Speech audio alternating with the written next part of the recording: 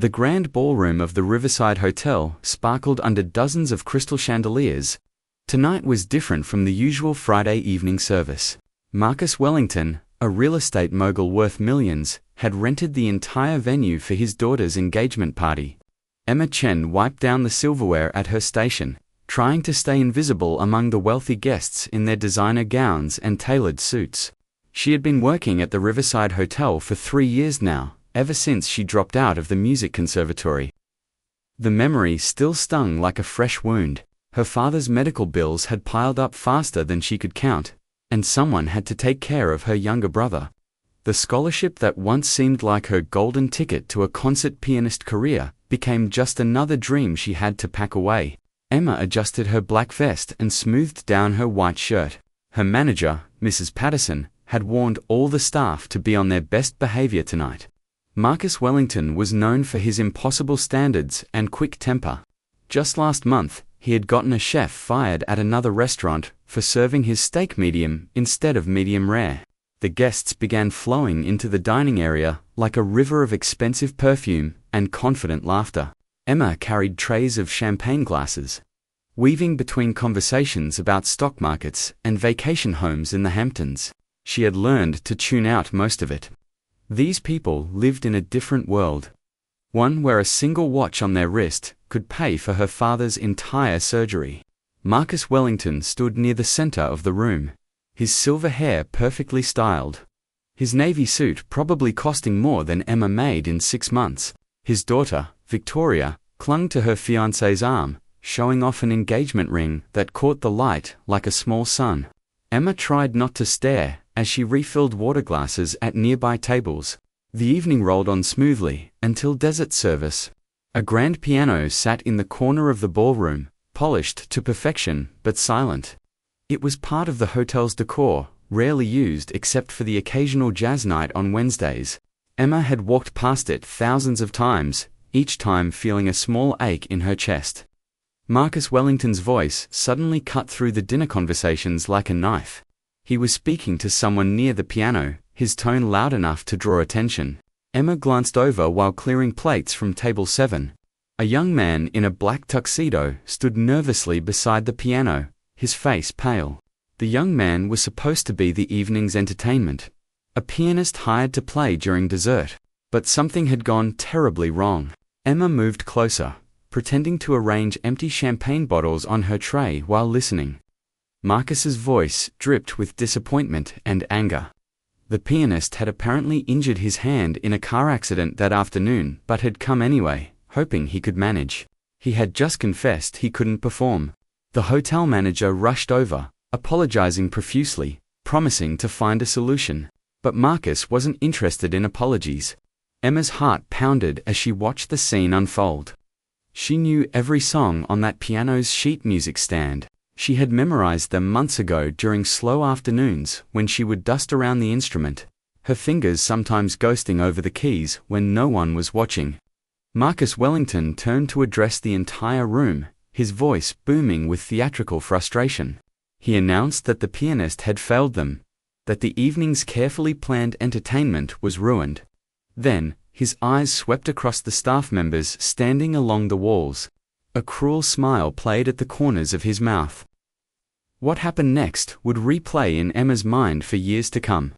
Marcus pointed at the waiters and waitresses, his gesture almost mocking. He declared that surely one of the help must have some hidden talent. After all, they were always so eager to serve. Perhaps one of them could save the evening.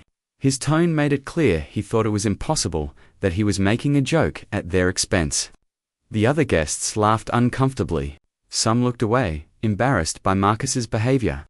Victoria tugged at her father's sleeve, whispering for him to stop, but he brushed her off. He was enjoying himself now, feeding off the discomfort in the room. Emma felt her co-worker, James, tense beside her.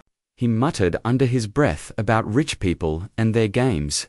Mrs. Patterson stood frozen near the kitchen doors, clearly calculating whether to intervene or stay silent to keep her job.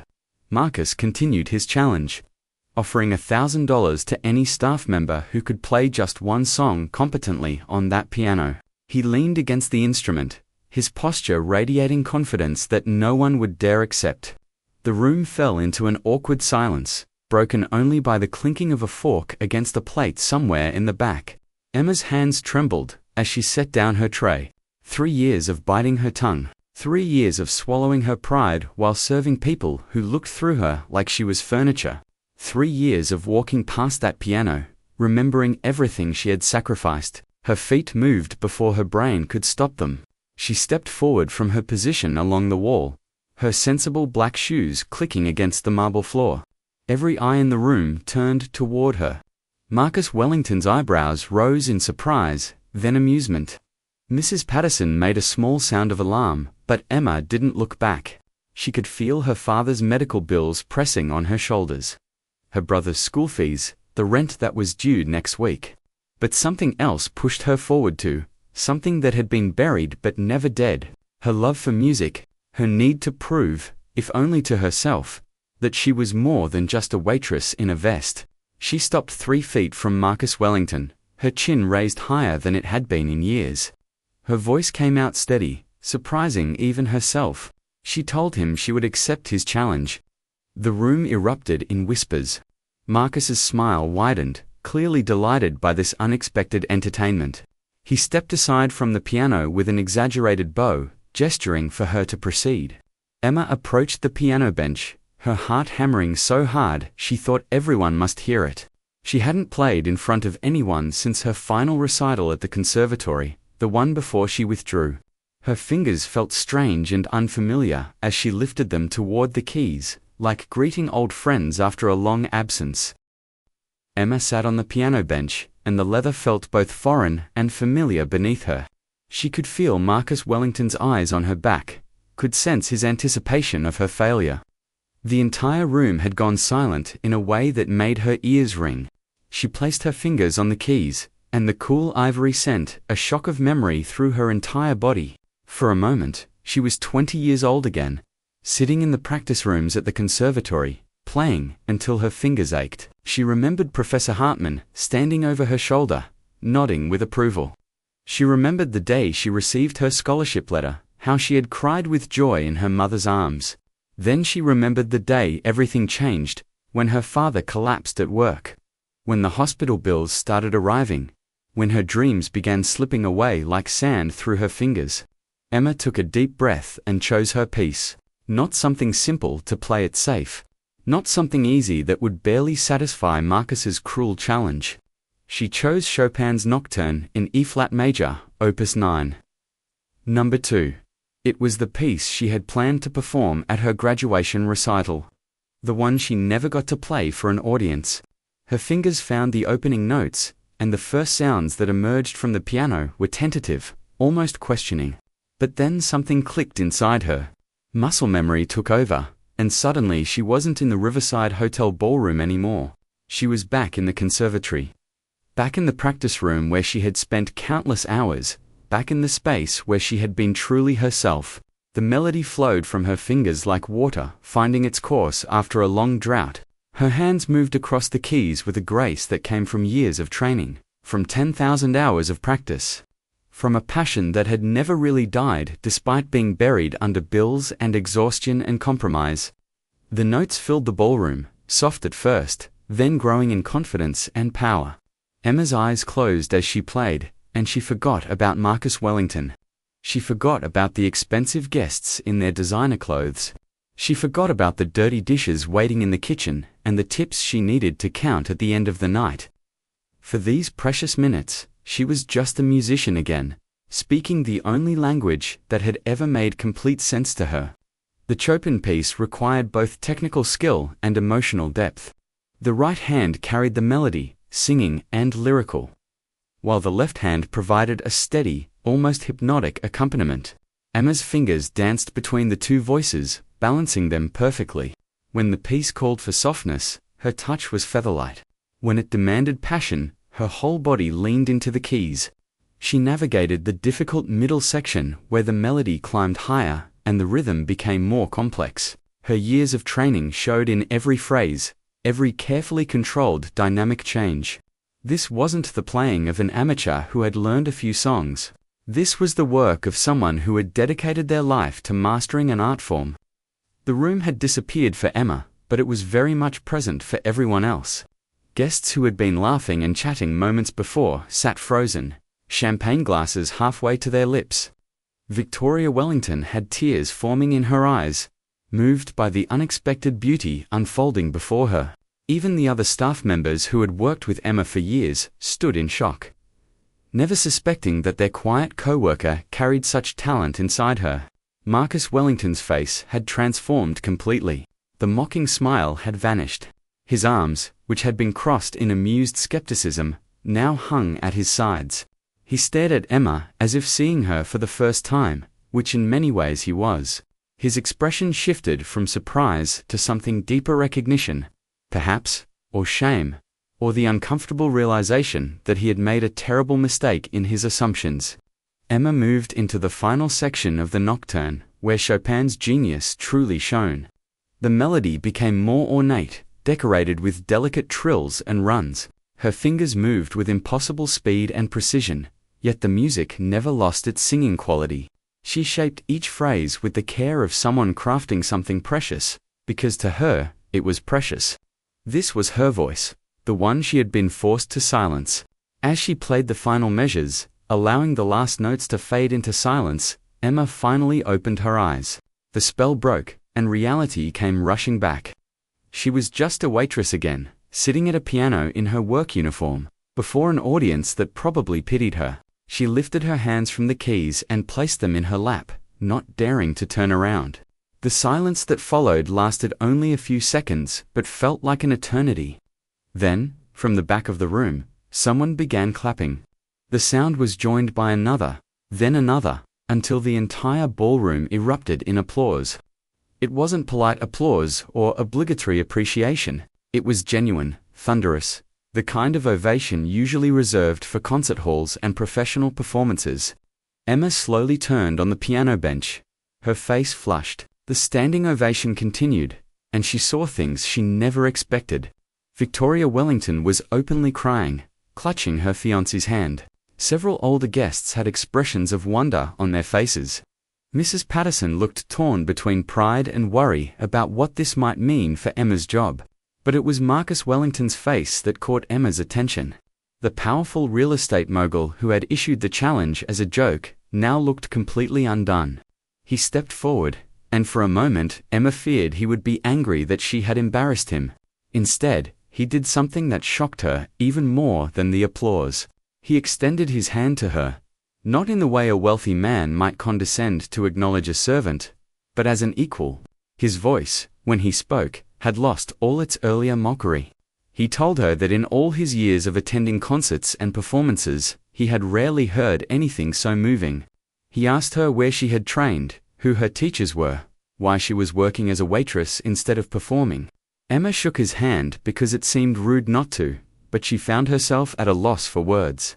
How could she explain her life to someone like him? How could she make him understand the choice between dreams and survival? She mumbled something about circumstances and family obligations, her voice barely audible over the continuing applause. Other guests approached, introducing themselves, asking questions. A woman in a diamond necklace mentioned she was on the board of the city's symphony orchestra. A distinguished older man handed her a business card, saying he managed several concert pianists. Emma took the cards with trembling hands, unable to process what was happening. James, her co-worker, caught her eye from across the room and gave her a subtle thumbs up. Even Mrs. Patterson seemed to have softened her usual stern expression, replaced with something almost maternal. The injured pianist who had started this whole chain of events stood in the corner, smiling with genuine warmth rather than jealousy. Marcus Wellington wasn't finished. He raised his hand to quiet the room, and his guests settled back into their seats. He announced that Emma had more than earned the $1,000 he had offered. Then, in a gesture that seemed to surprise even himself, he said he wanted to do more. He asked Emma if she would consider performing at his daughter's wedding in 3 months. He offered to pay her $10,000 for a 30-minute performance. The number hit Emma like a physical blow. $10,000. That would cover the remaining balance on her father's medical bills. That would give her brother enough for his first year of college. That would be a cushion, a safety net, a chance to breathe for the first time in 3 years. Emma stood frozen beside the piano, Marcus Wellington's offer hanging in the air like something fragile and impossible. $10,000 for a single performance. She opened her mouth to respond, but no words came out. Part of her wanted to say yes immediately, to grab this opportunity with both hands. Another part whispered warnings about strings attached, about the dangers of accepting charity disguised as opportunity. Before she could form a response, Victoria Wellington rushed forward, her engagement ring flashing as she grabbed Emma's hands. The young woman's eyes were still wet with tears, and her voice trembled with emotion. She told Emma that she had never heard anything so beautiful, that it would be an honor to have her play at the wedding. There was no condescension in Victoria's voice, only genuine admiration and something that looked like gratitude. Marcus watched his daughter, and something in his expression shifted again. Perhaps he saw Emma differently now that Victoria had embraced her so warmly. Perhaps the reality of Emma's talent had finally penetrated his assumptions about class and worth. He told Emma she should think about the offer, that she didn't need to answer tonight. He pulled out his personal business card and pressed it into her hand. The rest of the evening passed in a blur for Emma. She returned to work, clearing plates and refilling drinks, but everything felt surreal now. Guests who had previously looked through her now smiled and nodded. A few even stopped her.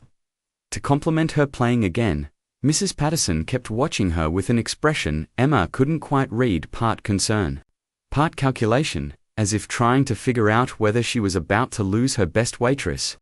When the party finally ended around midnight, Emma helped with the cleanup in a daze. James kept trying to catch her attention, bursting with questions, but she could barely focus on his excited chatter. She kept touching the business card in her pocket, making sure it was real, that this whole night hadn't been some exhausted hallucination. The night manager called her into the office before she left. Emma's heart sank, wondering if she was in trouble for stepping out of line, for making a scene. But instead, the manager told her that Marcus Wellington had insisted on giving her the $1,000 cash immediately. He handed her an envelope, thick with bills. Emma stared at it, her hands shaking as she took it. She walked to the bus stop in the cold early morning air, the envelope heavy in her bag. The streets were empty, except for a few delivery trucks and one homeless man sleeping in a doorway. Emma waited under the flickering streetlight, her mind racing with impossible thoughts. What if she said yes to the wedding performance? What if this was her chance to return to music, even in some small way? But reality crept back in as the bus arrived and she climbed aboard. She had to work a double shift tomorrow. Her father had a doctor's appointment on Tuesday that he couldn't miss. Her brother needed new textbooks for his classes. The conservatory felt like another lifetime ago, and she wasn't that girl anymore. She was a waitress who happened to remember how to play piano, nothing more.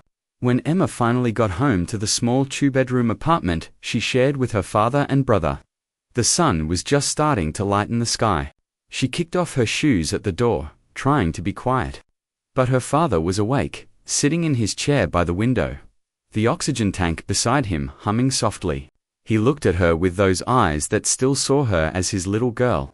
Even though she was 23 now and carrying the weight of the family on her shoulders, he asked about work, and Emma meant to just say it was fine, like always. But instead, she sat on the floor beside his chair and told him everything. The challenge, the performance, Marcus Wellington's offer, all of it. Her father listened without interrupting, his weathered hand resting on her head like he used to do when she was small. When she finished, tears were running down both their faces. He told her he was proud of her, that he had always been proud, that he was sorry she had to give up her dreams for him. Emma tried to tell him it wasn't his fault, that she didn't regret her choice, but her voice broke on the words. They sat in silence as the sun rose, the city beginning to wake up around them. Her father finally spoke, his voice raspy from the oxygen. He told her she should accept Marcus Wellington's offer. He said she should take every opportunity to play, to share her gift, because talent like hers was too rare to waste. Emma protested, listing all the reasons it was too risky, too uncertain, but her father was insistent. The next few days passed in a strange fog. Emma went to work, served meals, smiled at customers, but part of her mind was somewhere else. She kept pulling out Marcus Wellington's business card, staring at the embossed lettering, wondering what she should do. The $1,000 cash sat in an envelope under her mattress, and she had counted it 3 times to make sure it was real. On Wednesday evening, Emma found herself at the hotel early for her shift. The ballroom was empty, except for the cleaning crew. Without really meaning to, she walked over to the piano. The lid was closed, and she could see her reflection in the polished wood. She looked tired, she realized. Not just physically tired, but something deeper. Something that had been slowly draining away over the past 3 years. Mrs. Patterson found her there, standing by the piano like a ghost haunting her past life. The older woman studied Emma for a long moment before speaking. She said she had been managing this hotel for 23 years, and she had seen a lot of people pass through. She had never seen anyone with Emma's talent. Not among the guests, not among the expensive entertainment they hired. She told Emma that it would be a crime to let that talent die in this place. Emma felt defensive. She said she was grateful for the job, that working here had saved her family. Mrs. Patterson softened her tone. She wasn't criticizing Emma's choices, she said. She was just pointing out that sometimes life offers second chances, and it takes courage to grab them. Then she did something surprising. She told Emma she could use the piano to practice whenever it wasn't needed. Early mornings or late nights when the ballroom was empty. That night, after her shift, Emma stayed behind. She sat at the piano in the empty ballroom, the chandeliers dimmed to just enough light to see the keys. Her fingers found the familiar patterns, and she began to play. Not Chopin this time, but something she had composed herself years ago, during her last semester at the conservatory. The notes came back to her slowly at first, then with increasing confidence. She played for an hour, maybe 2. Lost in the music, she didn't hear the door open, didn't notice she had an audience until she finished the piece. When she finally looked up, a man stood at the entrance to the ballroom. He was maybe 50, with silver-rimmed glasses and a kind face. Emma's heart jumped. She thought she was in trouble for being there after hours, but the man smiled and introduced himself. His name was David Chono relation. Just a coincidence. He explained that he had been attending a late business dinner in the hotel restaurant when he heard piano music. He had followed the sound out of curiosity. Then he asked Emma a question that would change everything. Was she a professional pianist? Emma almost laughed at the irony. She explained her situation, the conservatory, dropping out, working as a waitress. David listened intently, nodding occasionally. When she finished, he pulled out his own business card. He was a talent manager, he explained, specializing in classical musicians. He had clients who performed at Carnegie Hall, at concert venues across the country and around the world. David Chen sat down on one of the ballroom chairs, crossing his legs and studying Emma with an intensity that made her uncomfortable. He told her he had been in the music business for 25 years, and in that time, he had heard thousands of pianists. Most were technically proficient, but emotionally empty. Some had passion, but lacked discipline. Very rarely, he found someone who had both, someone who could make even an empty hotel ballroom feel like a sacred space. Emma, he said, was one of those rare people. She didn't know how to respond to such praise. She stammered something about being rusty, about not having played seriously in years. David waved away her protests. Rust could be polished off, he said. What she had, that core of genuine artistry, couldn't be taught. It was either there or it wasn't, and she had it in abundance. He asked her if she would consider auditioning for him, performing a full recital so he could hear her range and depth. Emma's first instinct was to say no. The idea seemed absurd, like a fantasy that would crumble the moment she reached for it. She explained about her father, her brother, the bills that never stopped coming. She couldn't risk the stable income from waitressing for something as uncertain as a music career. David listened without interrupting, his expression thoughtful. When she finished listing all the reasons why his offer was impossible, he asked her a simple question.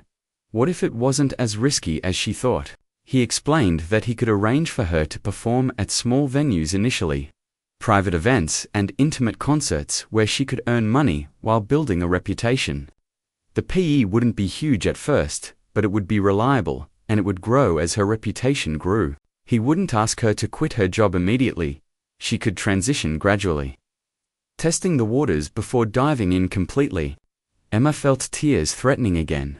She was so tired of crying, but this man's kindness and belief in her felt overwhelming. She told him about Marcus Wellington's wedding offer, and David's eyes lit up. That was perfect, he said. A high-profile event with influential guests would be exactly the kind of exposure she needed. He could help her prepare, choose the right repertoire, present herself professionally. If she agreed to work with him, he would take no commission from the wedding payment. That money was hers to keep for her family. She asked him why he was being so generous, why he would invest time and energy in someone who might fail. David smiled and leaned back in his chair. He told her a story about his own sister, a brilliant violinist who had given up music to support her family 40 years ago. She had never returned to it, and she had died 5 years ago, with that regret still heavy in her heart. He had promised himself that if he ever found someone in a similar situation, someone with real talent being crushed by circumstances, he would do whatever he could to help them find another path. Emma sat silently, absorbing his words. The ballroom felt different now, charged with possibility instead of just memories.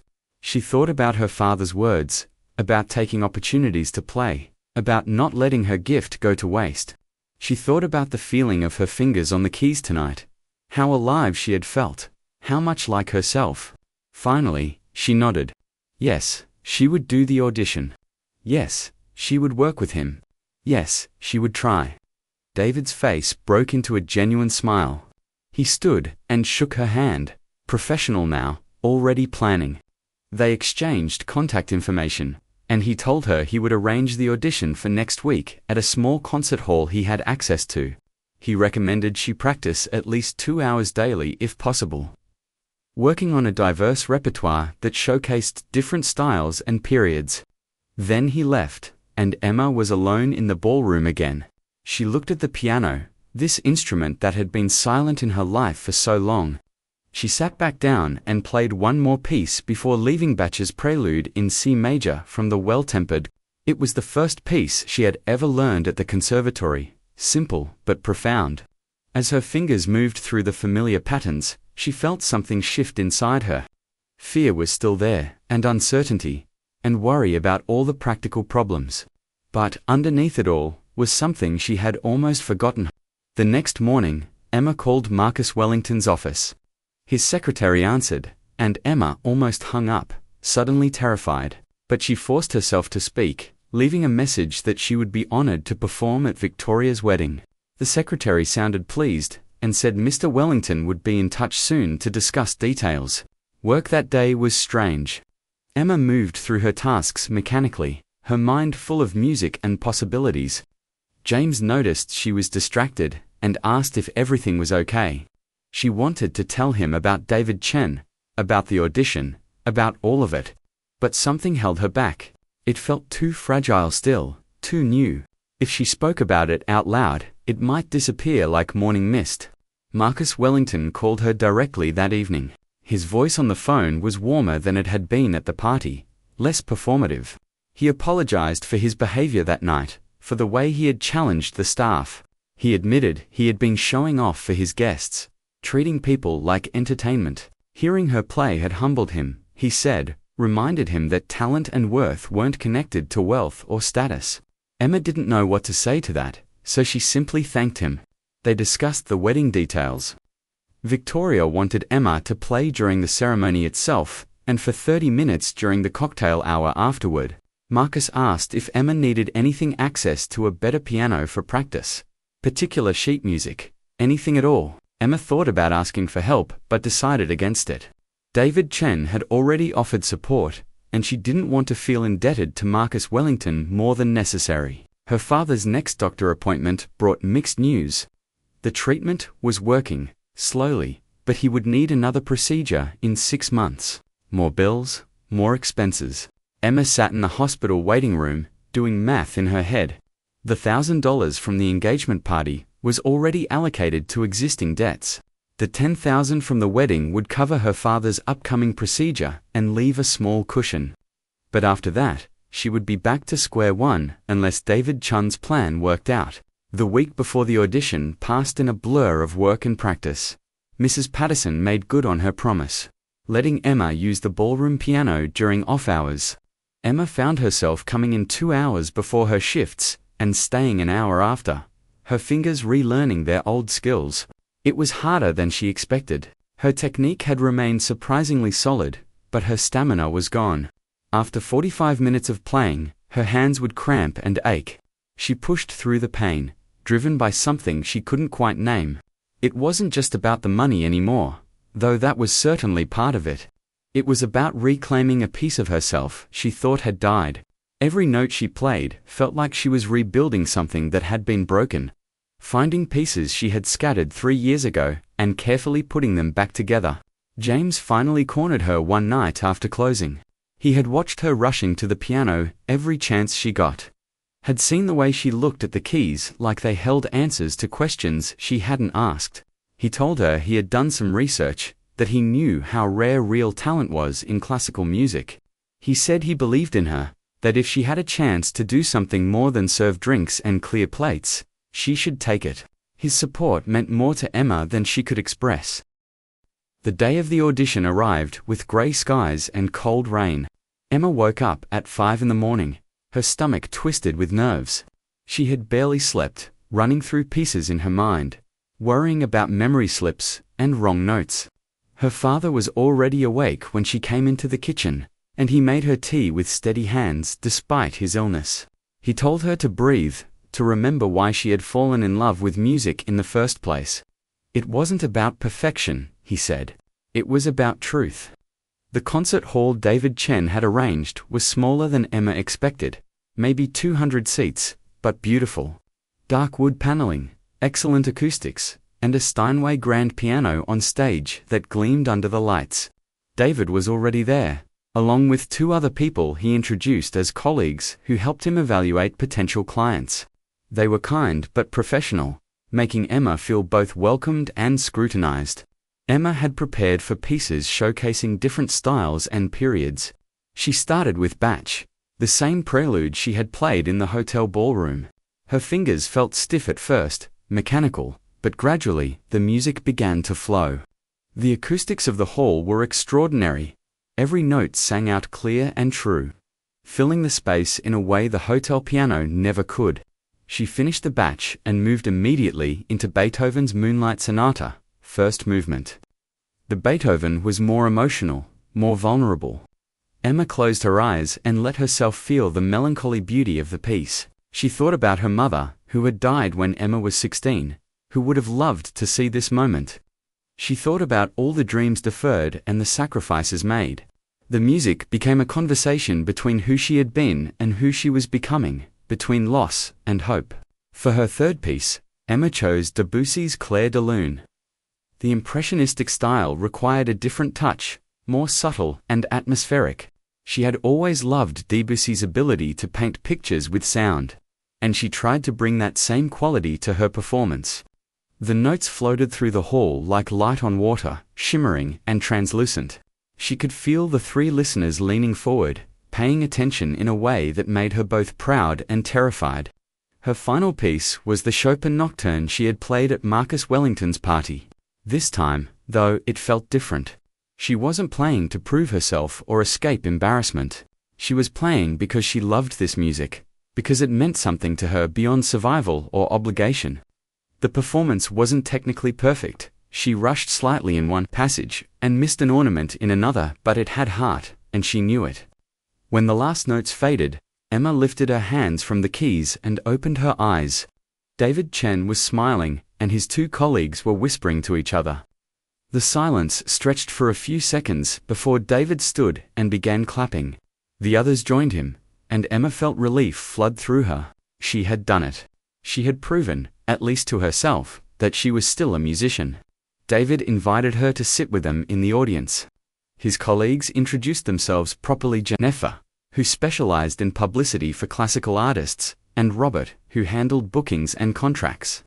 They asked Emma about her training, her influences, her goals. She answered honestly, not trying to hide her circumstances or pretend to be something she wasn't. If they wanted to work with her, she decided they needed to know exactly who she was. Jennifer was direct in her assessment. Emma had raw talent and obvious training, but she was rough around the edges.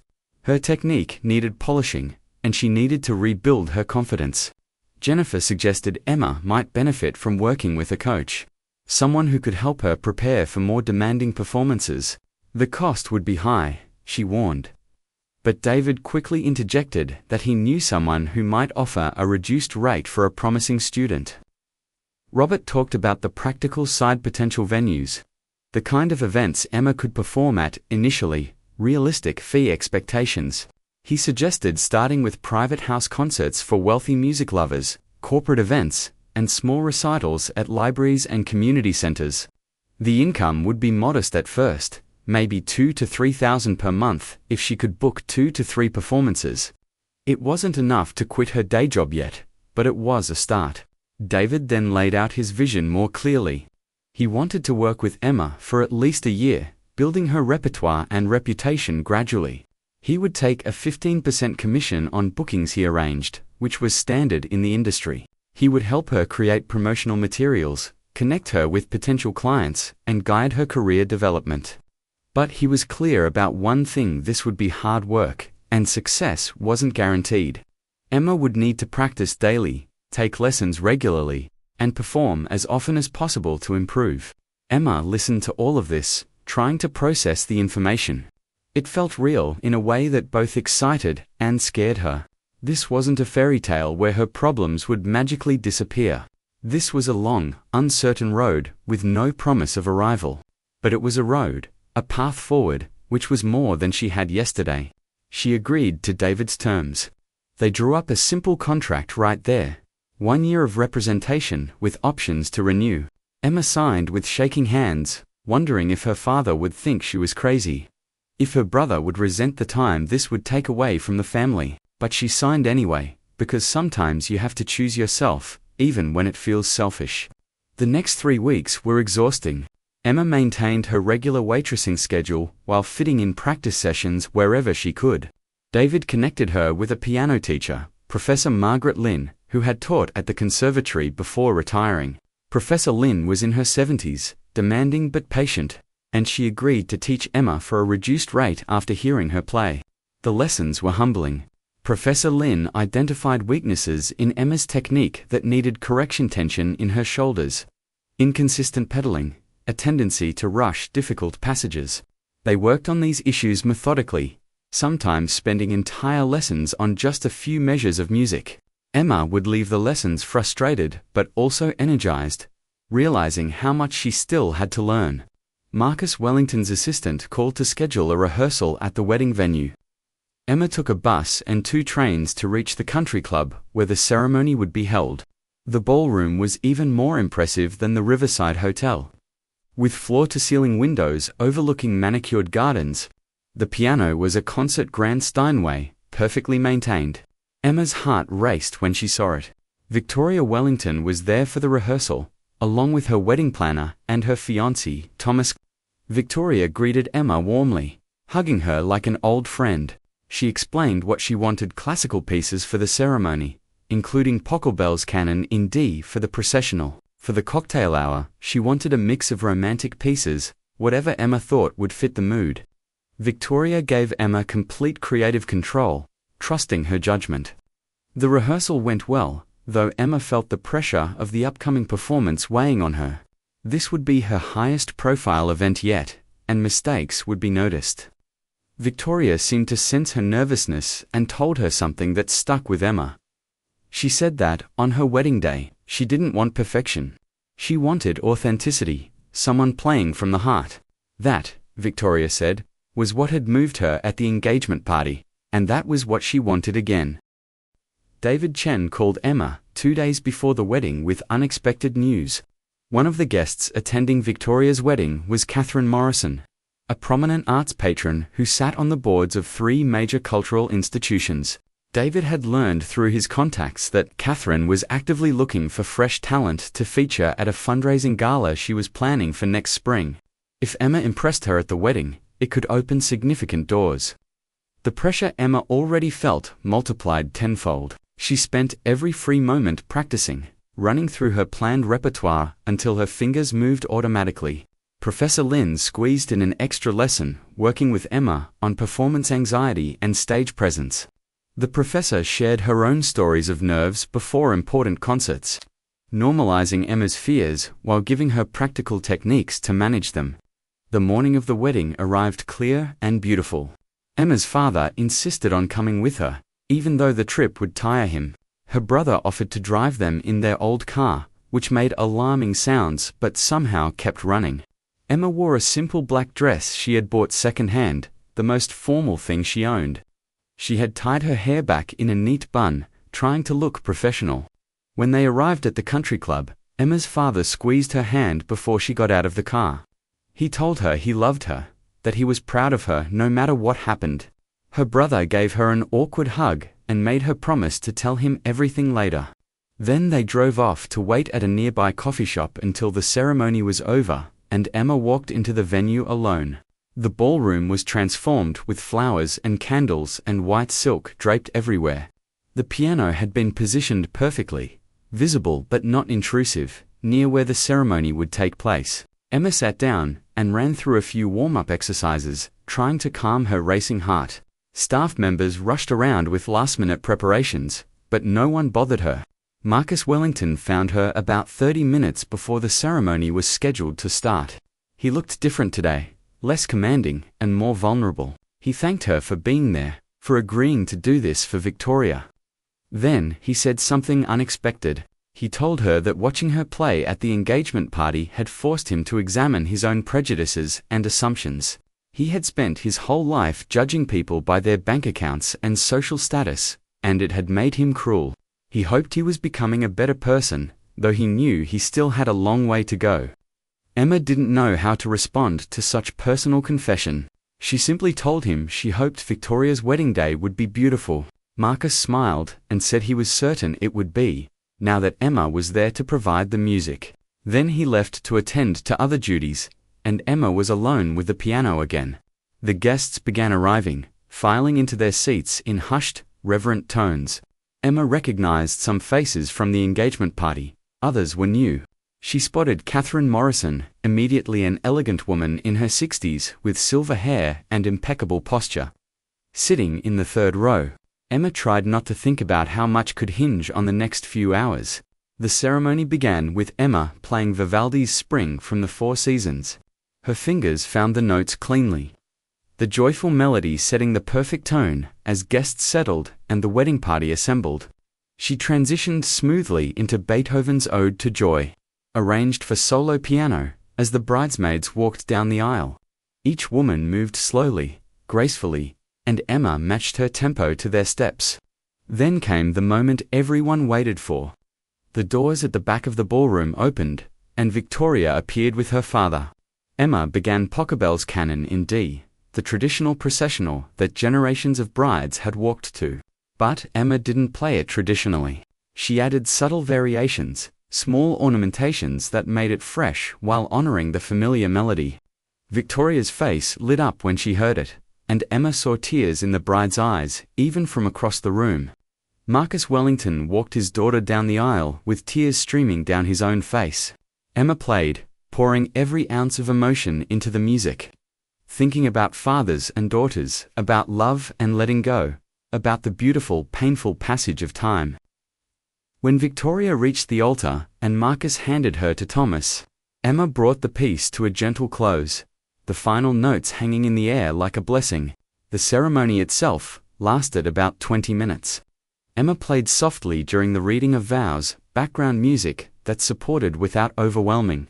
When Victoria and Thomas were pronounced married and kissed for the first time as husband and wife, Emma launched into a joyful Mendelssohn's Wedding March, and the entire room erupted in applause and cheers.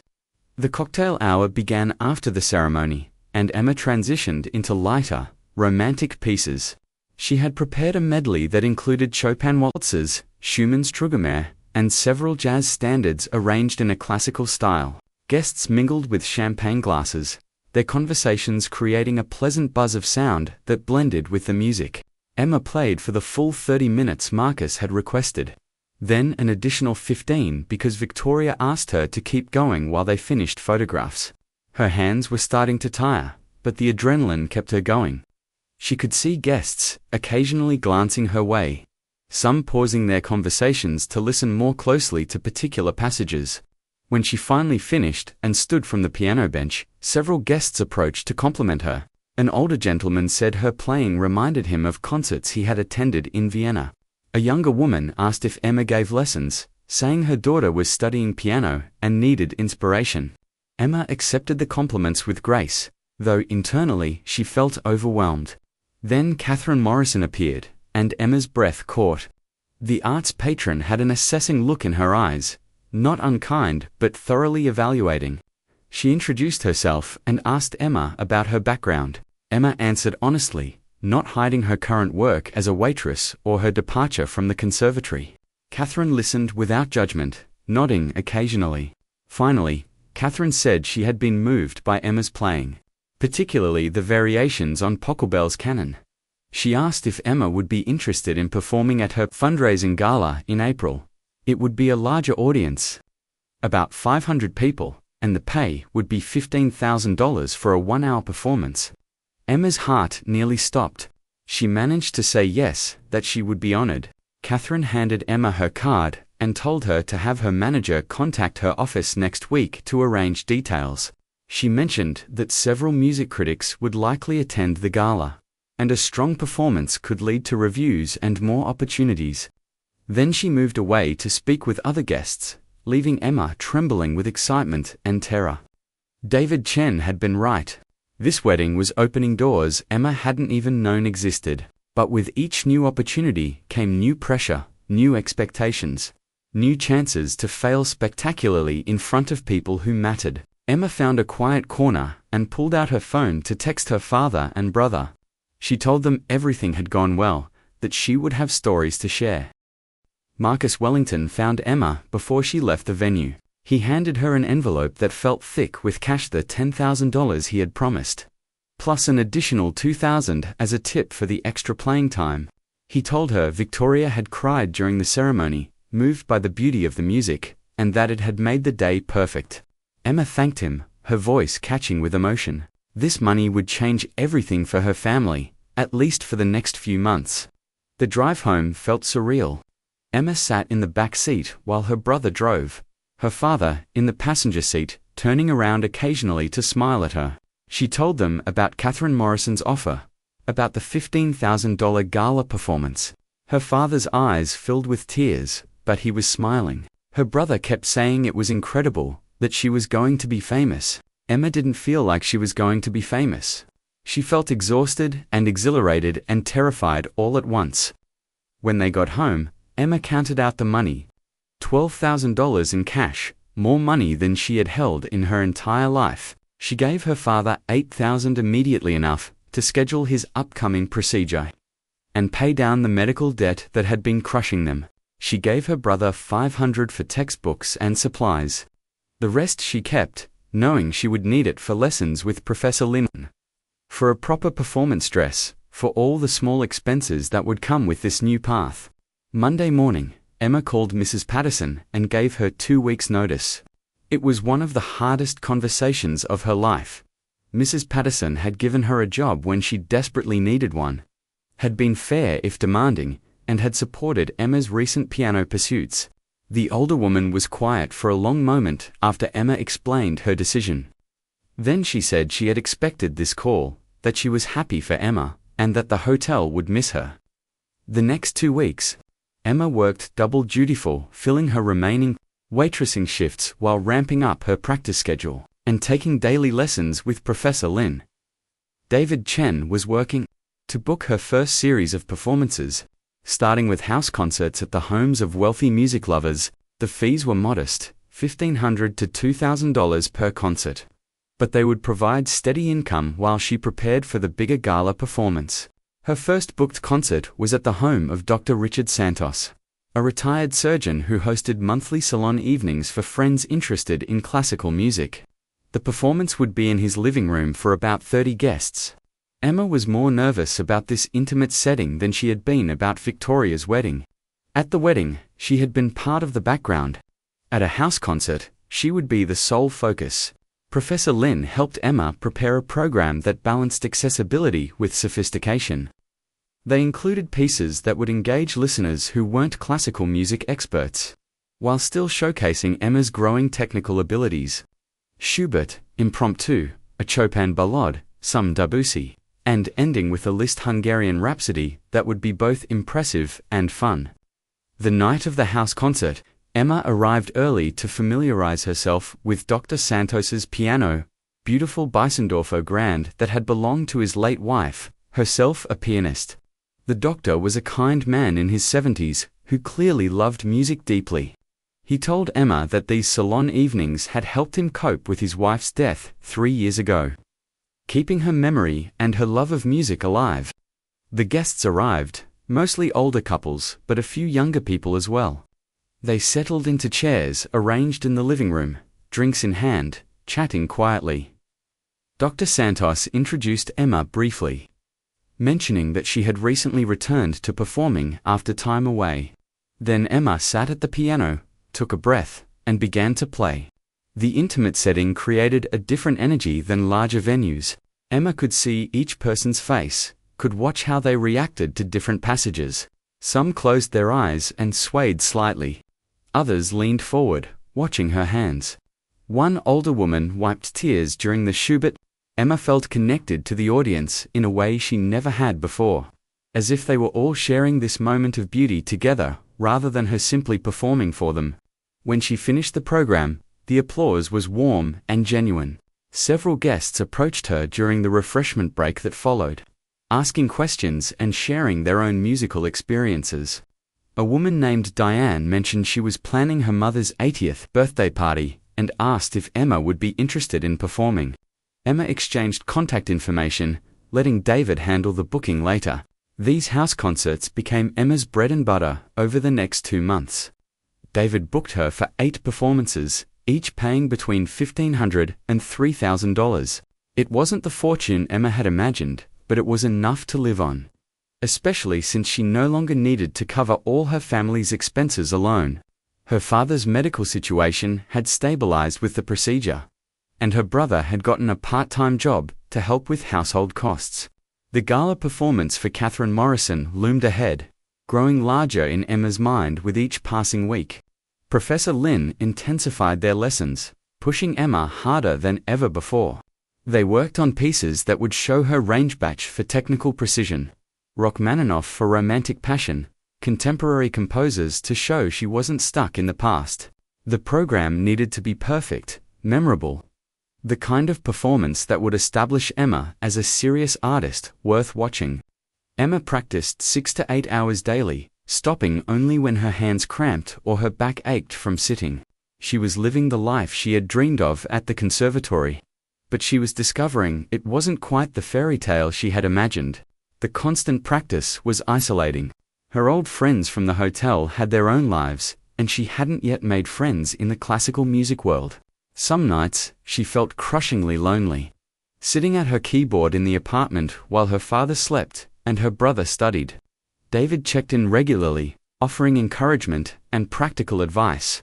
He warned Emma about the challenges ahead: the fierce competition, the difficulty of building a sustainable career, the reality that even talented musicians often struggled financially.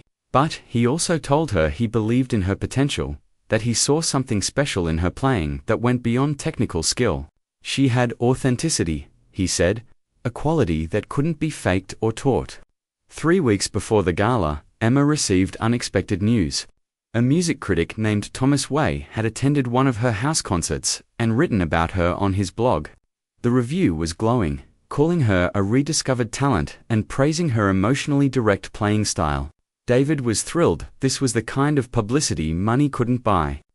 The blog post led to more booking inquiries, including a request from a small concert series at a public library. But the review also attracted negative attention. An anonymous commenter claimed Emma had fabricated her conservatory credentials. Another suggested she was only getting opportunities because of her sob story about financial hardship. The comments stung more than Emma wanted to admit. She had worked so hard, and now strangers were questioning her legitimacy, suggesting she didn't deserve her opportunities. Professor Lin found Emma crying during a lesson after reading the comments. The older woman let her student express her frustration and hurt, then shared her own experiences with criticism and doubt throughout her career. Every performer faced it, she said. The key was learning which criticism to listen to and which to ignore. Anonymous internet commenters had no stake in Emma's success. Their opinions were meaningless. What mattered was the work, the continuous improvement, the commitment to the music itself. The night of Catherine Morrison's fundraising gala arrived with spring rain drumming against windows. Emma stood backstage at the concert hall, a much larger venue than she had ever performed in. 500 people filled the seats, dressed in formal attire, having paid $200 per ticket to attend. The money raised would support music education programs for underprivileged children, which gave Emma's performance additional meaning and pressure. Catherine Morrison found Emma during the pre-performance reception, introducing her to several important guests. There was Gerald Wong, the principal conductor of the City Symphony Orchestra, Maria Castellanos, who reviewed classical concerts for the major newspaper, Dr. Helen Park, who directed the conservatory Emma had once attended. Emma shook hands and smiled and tried not to think about how her entire future might depend on the next hour. Dr. Park pulled Emma aside for a private moment. The conservatory director said she remembered Emma's audition years ago, remembered the promise she had shown. She asked why Emma had never reached out about returning to complete her degree.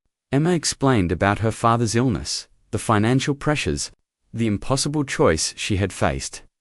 Dr. Park listened thoughtfully, then mentioned that the conservatory had expanded its scholarship programs and now offered more support for non-traditional students.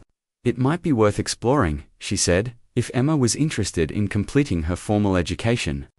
The possibility of returning to the conservatory had never occurred to Emma. She had closed that door in her mind so firmly that it hadn't occurred to her it might open. Again, Dr. Park handed her a card and told her to call when she was ready to discuss options. Then it was time for Emma to take the stage. The walk from backstage to the piano felt endless. Emma's legs trembled as she moved across the polished floor, aware of 500 pairs of eyes watching. The piano was a magnificent Steinway, perfectly maintained, the kind of instrument she had only dreamed of playing.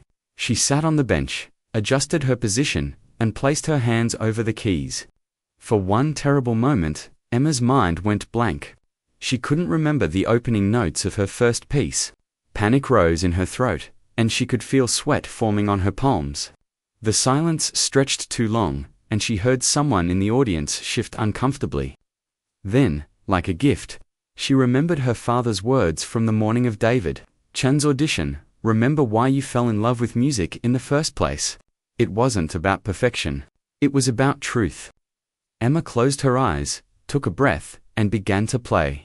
She started with Bach's Prelude and Fugue in C-sharp major from the Well-Tempered Clavier, Book 1. The mathematical precision of Bach's counterpoint required complete focus, leaving no room for nerves or Her fingers found their way through the complex interweaving voices, and the fear began to recede. This was what she knew how to do. This was who she was. The Bach flowed into Chopin's Bollard, No. 1 in G minor, a piece of sweeping romanticism and technical demands. Emma had chosen it specifically because it told a story, moving from mysterious opening through passionate climaxes to a powerful conclusion. She threw herself into the performance, no longer thinking about the critics or the conductor or the 500 people watching.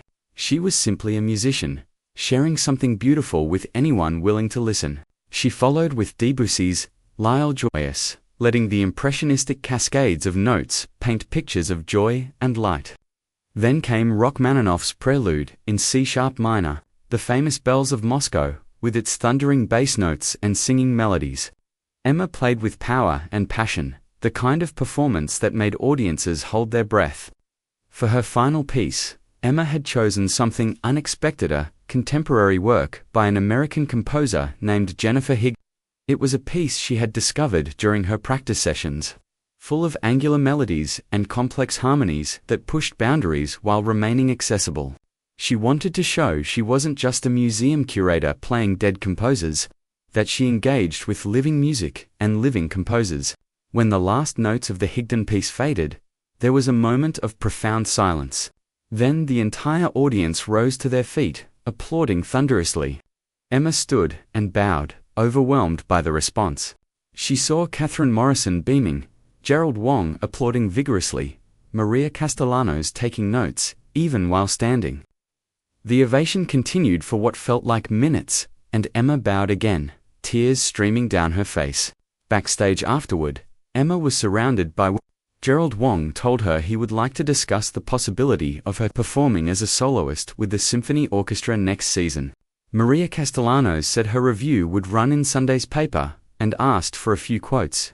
David Chen appeared, grinning widely, saying his phone had already started ringing with new booking inquiries. But the most meaningful moment came when Dr. Park approached again. The conservatory director told Emma that her playing tonight had been extraordinary, that it showed maturity and depth beyond what she had displayed as a younger student. The hardships Emma had endured had given her something, valuable perspective and emotional depth that enriched her artistry. Dr. Park officially invited Emma to return to the conservatory on a full scholarship to complete her degree, with flexible scheduling that would allow her to continue performing. Emma found a quiet corner and called her father. He was still awake despite the late hour, having insisted on staying up until he heard from her. She told him about the performance, about the standing ovation, about the symphony opportunity and the scholarship offer. Her father's voice shook as he told her how proud her mother would have been, how proud he was. He said he always knew she would find her way back to music, that real talent couldn't be buried forever. The following weeks brought changes Emma could barely process. Maria Castellanos' review called her performance a revelation and the discovery of the season. The symphony orchestra officially booked her for a performance of Grieg's Piano Concerto in December. 3 more arts organizations reached out with performance opportunities, and perhaps most surprisingly, Marcus Wellington called to say that several of his business associates wanted to sponsor Emma's career, creating a fund that would support her living expenses while she completed her degree and established herself. Emma returned to the conservatory that fall, for years after she had left. Walking through those familiar hallways felt like coming home to a place she had almost forgotten existed. But she was different now. She wasn't the scared 20-year-old who had fled when life got hard. She was someone who had survived, who had learned what really mattered, who understood that success wasn't a straight line, but a winding path full of detours and obstacles. Professor Lin remained her teacher outside the conservatory, the two of them having formed a bond that went beyond student and instructor. David Chen continued as her manager, carefully building her career with performances that challenged her while not overwhelming her. James, her old co-worker from the hotel, came to every local performance, always sitting in the cheap seats but applauding the loudest. The transformation from waitress to professional pianist hadn't happened overnight, and it wasn't complete even now. Emma still had moments of doubt, performances that didn't go as well as hoped, reviews that stung. She struggled financially sometimes, even with the scholarship and sponsorship. The classical music world remained competitive and often unforgiving. But she was doing what she loved, sharing her gift with audiences who appreciated it, and perhaps more importantly, she had learned something valuable from her journey. Talent alone wasn't enough. Neither was opportunity. What mattered was persistence, the refusal to let circumstances define you, the courage to keep playing even when the audience seemed hostile or indifferent. On the 5-year anniversary of the night, Marcus Wellington had challenged her at his daughter's engagement party. Emma performed a solo recital at the city's main concert hall. The venue was sold out, every seat filled with people who had come specifically to hear her play. Her father sat in the front row, healthy now, after years of treatment. Her brother sat beside him, taking a break from his own studies at medical school. Backstage, before the performance, Emma looked at herself in the mirror. She wore an elegant concert gown, her hair professionally styled, every inch the successful performer. But she could still see traces of the exhausted waitress who had once walked past a piano with longing. She was glad that person was still there, still part of who she was. That struggle, that sacrifice, that choice to keep going had all led here. Emma walked onto the stage to thunderous applause, sat at the piano, and began to play. Not for money or fame or critical approval, though those things were nice.